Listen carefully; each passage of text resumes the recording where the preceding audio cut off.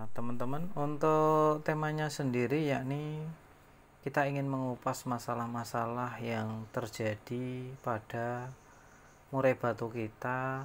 Tentunya murai batu lomba ya, bukan untuk murai batu rumahan, tapi murai batu lapangan untuk kontes, untuk lomba, mulai dari kontes lat beran, lat pres, event pinggiran ya, regional, skala nasional ya. Kita coba bedah satu-satu. Sebelum kita masuk ke permasalahan-permasalahan, ini yang perlu disiapkan yakni murai batu teman-teman. Murai batu teman-teman ya harus wajib murai terahan prestasi, murai yang memang benar-benar memiliki terahan prestasi. Nah, lanjut ke permasalahan yang sering banget terjadi. Yang paling pokok terjadi itu biasanya kita susah mencari settingan yang pas. Nah, untuk settingan yang pas sendiri bisa kita dapatkan sebenarnya tanpa settingan pun bisa, asal tadi komponen-komponennya terpenuhi. Murai batunya terahan, terus murai batunya memiliki nutrisi yang cukup, dalam artian dari trotolan memang benar-benar tidak pernah yang namanya kekurangan, karena ini sangat berpengaruh sekali saat di lomba ya, di kemudian hari, di kemudian tahun itu mempengaruhi.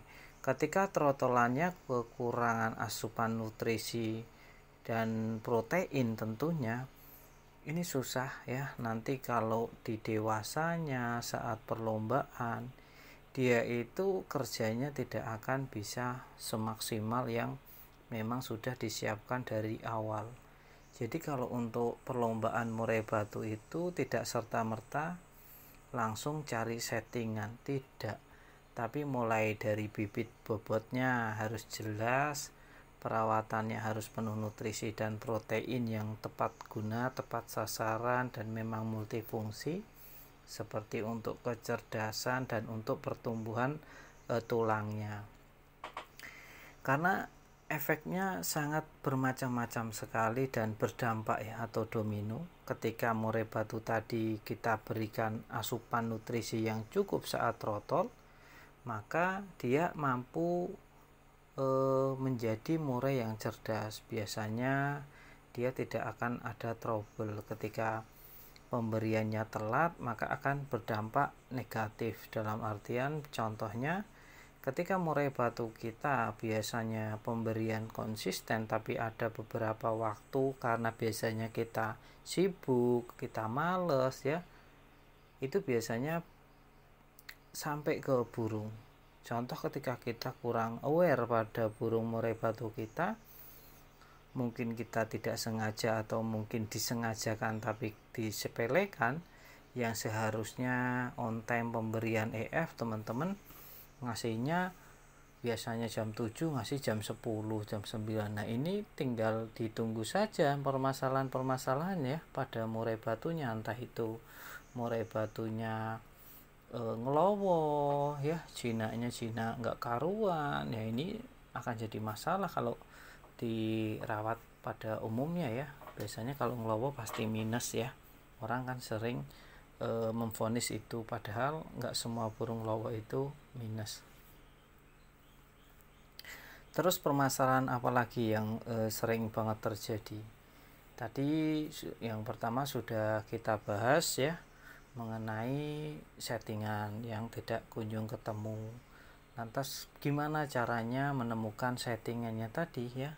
Pokok-pokok permasalahannya harusnya sudah teman-teman penuhin. Kalau masih ada hal yang belum dipenuhin, sebaiknya dipenuhin terlebih dahulu. Contoh, teman-teman dalam masa trotolnya perawatannya asal dan sembarangan, hingga akhirnya sekarang murai batunya jadi masalah, jadi nggak jelas, diatur susah. Diatur itu gimana? Diatur itu ketika settingannya dinaikkan, diturunkan itu ada perubahan, tapi kalau sudah jadi masalah biasanya nggak akan ngaruh ya. Ada burung murai batu yang seperti itu.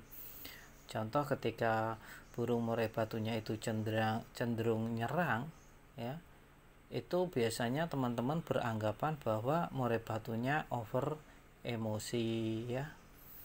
Lantas apa yang terjadi? Over emosi, over birahi biasanya memvonisnya seperti itu. Ketika melihat musuh lain dia langsung nyerang, langsung nampar. Yang terjadi kata teman-teman itu ketinggian EF-nya, coba kurangi. Akhirnya dipangkas makin parah ya, makin parah karena pokok permasalahannya sebenarnya bukan di tentang emosi dan birahi, tapi perlu dicatat nih teman-teman ya, tentang kekurangan tenaga. Murai batu jika kekurangan tenaga dia cenderung lawan, cenderung ngelowot tapi nempel di jeruji, apa sih namanya, ngampret atau ngalong. Nah itu bisa terjadi karena kekurangan tenaga. Untuk solusinya ya murai batunya naikin EF-nya malah, bukan diturunin. Nah ini hal-hal kecil seperti itu terkadang sering banget keliru. Makanya kalau setiap perlombaan yang juara itu, yang sering banget juara itu sedikit sekali. Mungkin kalau dihitung dari 20 orang yang sering banget prestasi secara konsisten, itu paling hanya 2 orang. Ya biasanya 2% ya, mentok-mentok cuma berapa persen lah yang ini ya, yang stabil ya. Kalau cuma sekedar juara, mungkin semua orang juga pernah mengalami ketika dia lomba ya, pasti ngalami. Ya mungkin ada sih yang enggak, tapi kebanyakan ya pasti pernah ngalami yang namanya juara. Nah yang jadi masalah, juaranya itu tidak stabil, tidak konsisten. Mungkin juara sekali, kondangannya 10 kali dan lain sebagainya. Itu untuk settingan. Kalau teman-teman kan biasanya beranggapan bahwa kalau settingannya pas, kerjanya bagus gitu ya, kan biasanya seperti itu menjadi tolak ukur. Padahal banyak banget breakdown yang perlu dijabar tentang murai batu lomba. Nah kalau teman-teman tahu di mana penangkarnya, terus penangkarnya memilihkan trotolan yang benar-benar prospek, terus dia dirawat baik-baik, pemberian EF nutrisinya juga tinggi, yang penting kadarnya dia masih mau makan fur ya, mau dikasih sebanyak-banyaknya silahkan, yang penting dia masih terkontrol dengan dia mau masih makan fur. Nah itu menjadi hal penting. Terus murai batu kalau sudah kita kenal karakternya itu relatif lebih enak ya, relatif lebih enak untuk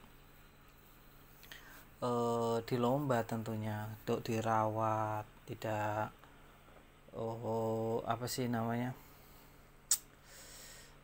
tidak susah-susah nyari settingan. Jadi nanti juga tinggal dikasih makan, dirawat baik-baik. Kalau di lomba juga akan bongkar-bongkar materi. Jadi permasalahan-permasalahan yang simpel-simpel dulu mulai dari diri kita. Untuk selanjutnya di permasalahannya kita lanjut ke part berikutnya ya teman-teman. Makanya subscribe channel ini ya, kita bahas tentang murai batu permasalahan dan bagaimana penyelesaian solusinya. Terima kasih ya.